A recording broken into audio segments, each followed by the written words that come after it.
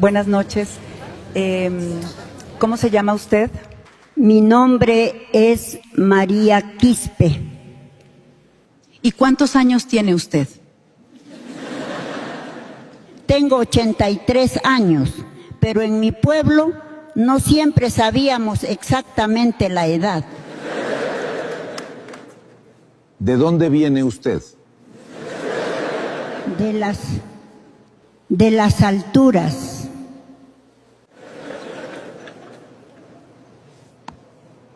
¿Y qué la trae aquí esta noche? Vine a cantar porque mi canción ancestral se está muriendo. ¿Qué quiere decir con que su canto se está muriendo? Los jóvenes se fueron a la ciudad. Soy la última aquí que conoce esta antigua canción. Cuando me vaya, se irá conmigo. Este escenario es suyo. Cante cuando quiera.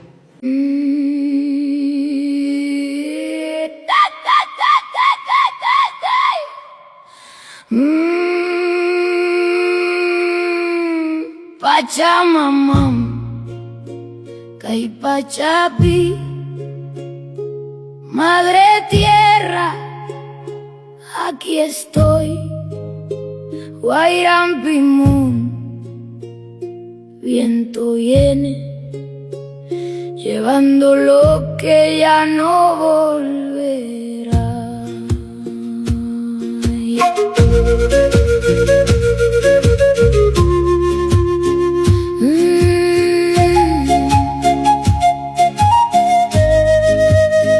Ucucuiquipi, en tus entrañas nací, crecí, llené mis manos de tierra y frío y amanecer de todo lo que el mundo ya olvidó.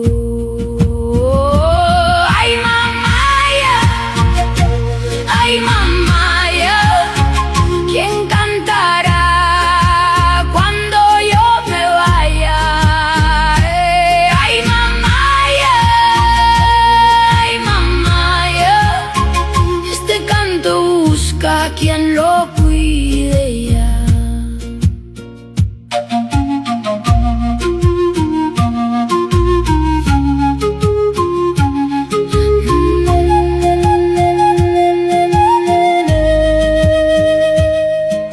Los jóvenes se fueron al llano, dejaron el viento, dejaron el frío, llevaron los ojos hacia otro lado y el canto quedó solo como yo.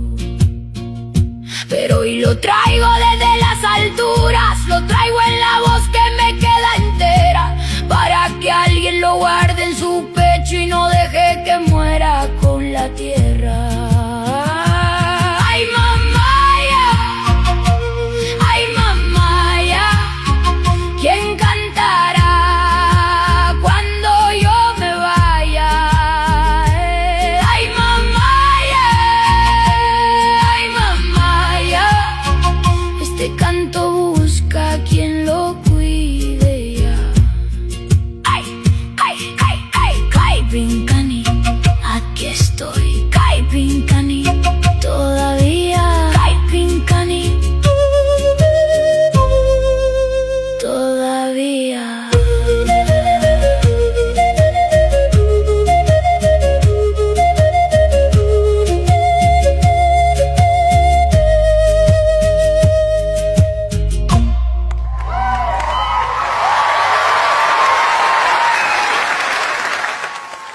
Nadie en el teatro supo exactamente cuándo terminó la canción.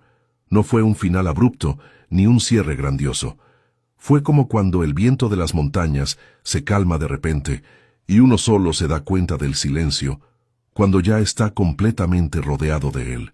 La voz de María fue bajando despacio, como bajan los ríos de los nevados, sin prisa, sin anuncio, hasta que la última sílaba se quedó flotando en el aire del teatro por un momento que nadie quiso interrumpir. María tenía los ojos abiertos ahora. Miraba al teatro con la misma serenidad con que había mirado las montañas durante 83 años, sin expectativa, sin necesidad de que nada ocurriera de ninguna manera particular, solo mirando. El teatro tardó 6 segundos en reaccionar. 6 segundos de silencio absoluto, que ninguna cámara de producción había planeado, y que sin embargo fueron el momento más poderoso de toda la noche. No el silencio incómodo del principio, cuando nadie sabía qué hacer con esa figura que había cruzado el escenario con su bastón y su pollera. Era otro silencio completamente. Era el silencio de cuando algo muy antiguo y muy verdadero ocurre en un lugar moderno, y el lugar moderno necesita un momento para entender lo que acaba de recibir. Luego alguien en la primera fila se puso de pie, no con el gesto entusiasta de quien celebra una actuación extraordinaria, con el gesto lento y casi involuntario de quien se levanta porque su cuerpo ha decidido que quedarse sentado ya no es apropiado para lo que está sintiendo. Y luego otro, y otro.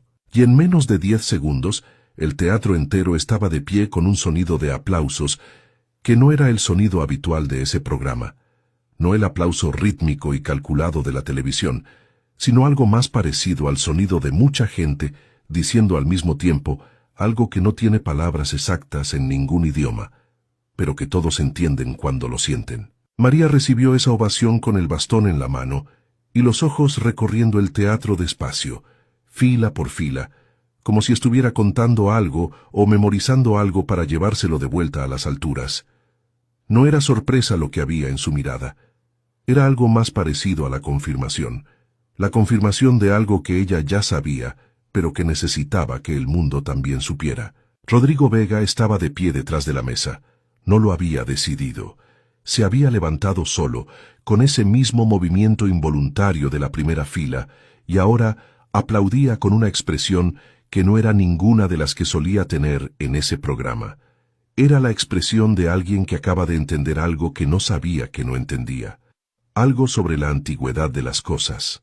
Algo sobre lo que se pierde cuando el mundo avanza sin mirar hacia atrás. Carmen Solís tenía las manos juntas frente a la boca, no aplaudiendo sino sosteniendo algo, como quien intenta no dejar escapar lo que acaba de recibir. Tenía los ojos brillantes pero no lloraba. Era algo más contenido y más profundo que el llanto. Era el estado específico de quien ha sido alcanzado en un lugar muy adentro y que necesita un momento antes de poder hablar, porque las palabras que tiene disponibles no alcanzan para lo que quiere decir. Marco Ibáñez aplaudía con una firmeza, que no era la firmeza profesional del jurado experimentado, sino la de alguien que está haciendo algo con convicción genuina, porque no hay otra manera de hacerlo.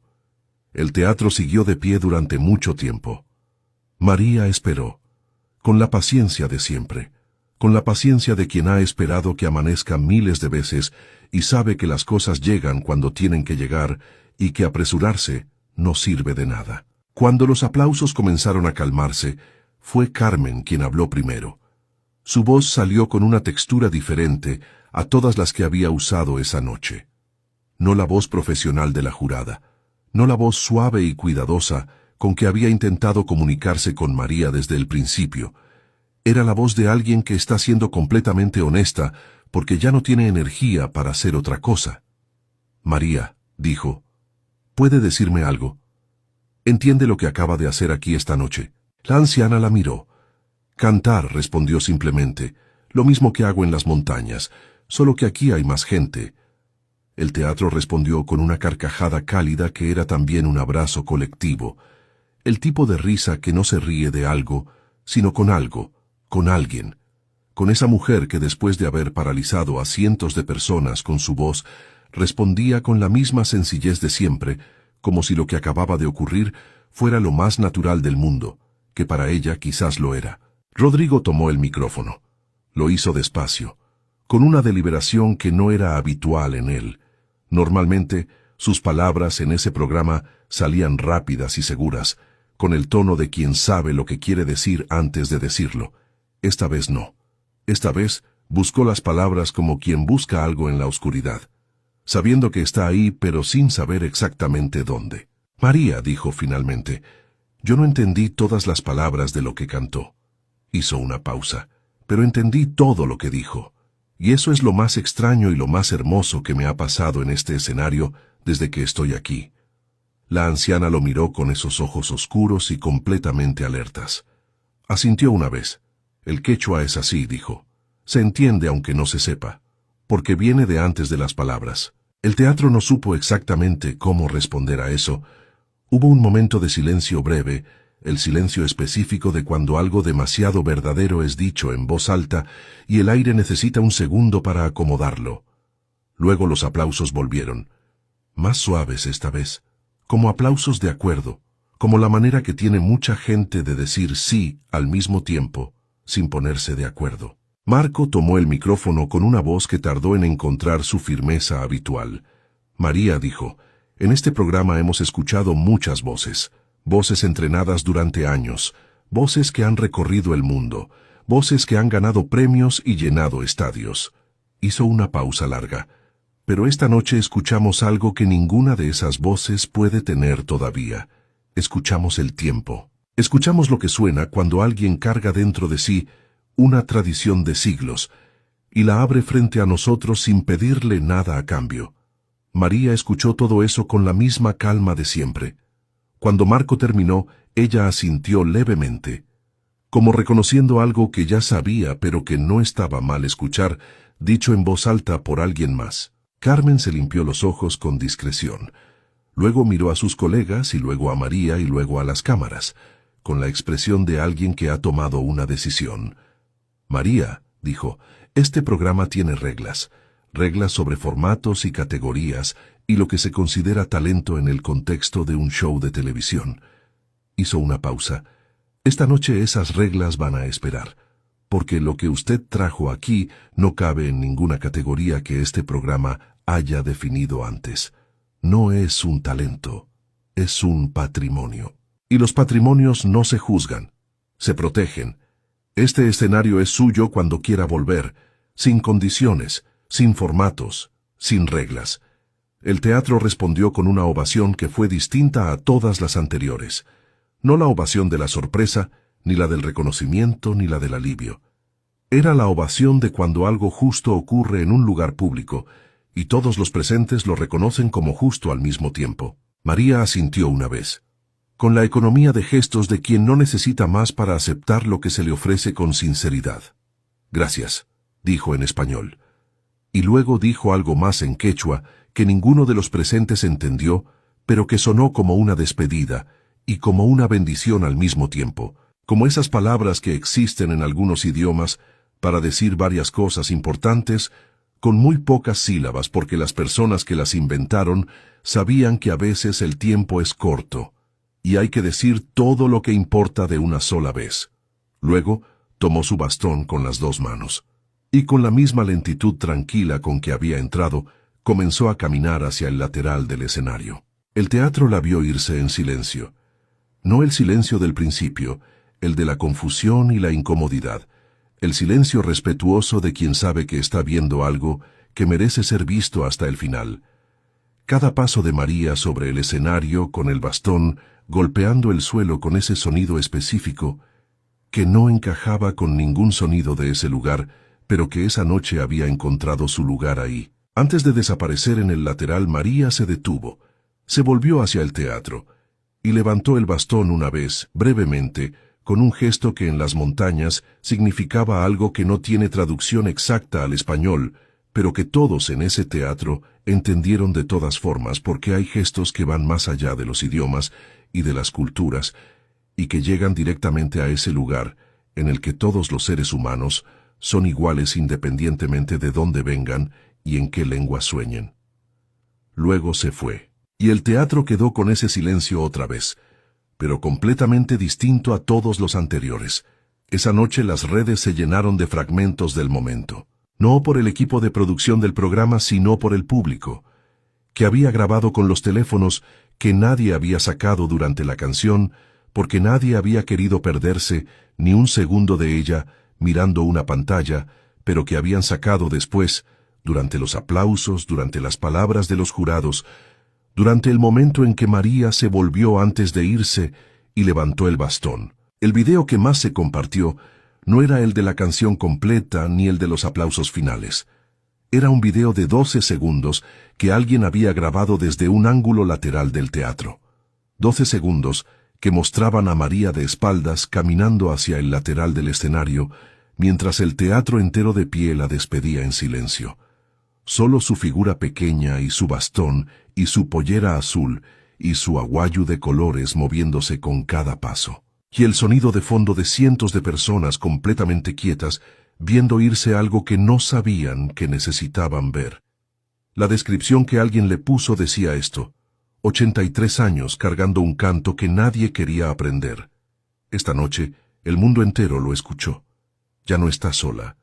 Tuvo 15 millones de reproducciones en 72 horas. En Perú, en Bolivia, en Ecuador, y en las comunidades andinas de Chile y Argentina, y en los barrios latinos de ciudades de Estados Unidos, donde la gente que salió de las montañas lleva las montañas adentro aunque hayan pasado décadas desde la última vez que las vio. En México y en Colombia y en Venezuela y en España y en lugares donde nadie había escuchado hablar del yaragüi, ni sabía que era una pollera, ni había visto nunca un sombrero bombín, pero que de todas formas sintieron algo cuando escucharon esa voz, porque hay voces que no necesitan contexto para llegar a donde tienen que llegar. Al día siguiente, músicos de comunidades andinas comenzaron a publicar videos cantando yaragüi. Algunos lo hacían bien, con la técnica y el conocimiento de quien ha estudiado la tradición. Otros no tan bien, con la torpeza honesta de quien está aprendiendo algo por primera vez a los 30 o 40 años, porque nunca nadie le había dicho que valía la pena aprenderlo. Pero todos lo hacían con una seriedad que no tenían antes. Con la seriedad de quien ha entendido que algo que creía menor o anticuado o irrelevante es en realidad algo que merece ser cuidado. Investigadores culturales que llevaban años advirtiendo sobre la desaparición de estas tradiciones vieron cómo de repente había una conversación que antes no existía, o que existía solo en círculos académicos y que ahora estaba en los teléfonos y en las cocinas y en las conversaciones de personas que nunca habían pensado en eso antes. Universidades de Lima y La Paz y Quito comenzaron a recibir consultas sobre cursos de música andina tradicional. Comunidades que habían perdido el contacto con sus tradiciones musicales empezaron a buscar a los ancianos que todavía las recordaban. No todos los encontraron, algunos habían llegado demasiado tarde, pero algunos sí, y cada uno que encontraron era una victoria pequeña contra el olvido. La nieta de María publicó un video 3 días después. No desde ningún estudio ni con ninguna producción, desde el rancho, con las montañas de fondo y las ovejas pasando detrás. Mostraba a su abuela sentada afuera de su casa, con el bastón apoyado en la pared y el sol de la tarde cayendo sobre su cara y sus manos. No hacía nada en particular, solo estaba ahí, en su lugar, con su mundo, y debajo la nieta había escrito: «Mi abuela fue a la ciudad a salvar su canto. Creo que lo logró». Ese video tuvo más reproducciones que el del programa. María no supo de la mayoría de esto. Vivía en las alturas y ahí la señal del teléfono era caprichosa y el internet era algo que ocurría en otro mundo, el mundo al que su nieta había ido y del que volvía cada tanto con noticias que a veces María entendía y a veces no del todo, pero que escuchaba con la misma atención con que escuchaba el viento cuando cambiaba de dirección, porque el viento también trae noticias y hay que saber leerlas. La nieta le fue contando, poco a poco en las tardes, sentadas afuera mientras las ovejas pastaban y el sol bajaba detrás de las montañas, que María conocía de memoria desde hacía más de 80 años. Le contó de los videos, le contó de la gente aprendiendo su canto en ciudades que María no podía imaginar bien, porque nunca las había visto, pero que existían en algún lugar del mundo, donde también había personas que necesitaban escuchar lo que ella había cantado esa noche. Un día la nieta le dijo que había personas en muchos países aprendiendo su canto gracias a esa noche, que el yaragüi que ella había cantado en ese escenario azul con sus estrellas geométricas había llegado a lugares donde nadie sabía que existía y que ahora existía en la memoria de personas que antes no lo tenían. María escuchó todo eso en silencio, con los ojos fijos en las montañas, con las manos sobre el bastón, con la expresión de siempre, esa que no cambia mucho porque 83 años le habían enseñado que las cosas grandes no requieren expresiones grandes, sino simplemente presencia y atención. Luego dijo solo esto. Entonces no se muere todavía, dijo.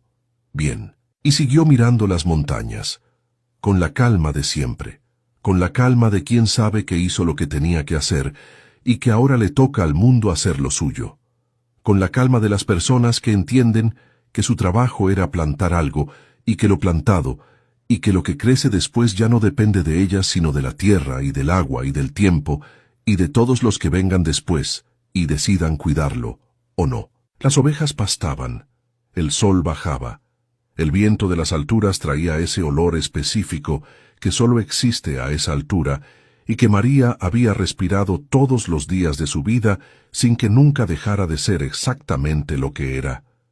La señal del teléfono iba y venía. Desde algún lugar del mundo que ella no podía ver, su canto seguía viajando. Y eso era suficiente. Más que suficiente. Si esta historia te llegó al corazón, cuéntanos en los comentarios qué tradición de tu pueblo llevas adentro que sientes que se está perdiendo. Y suscríbete para seguir escuchando historias que no piden permiso, pero merecen ser contadas.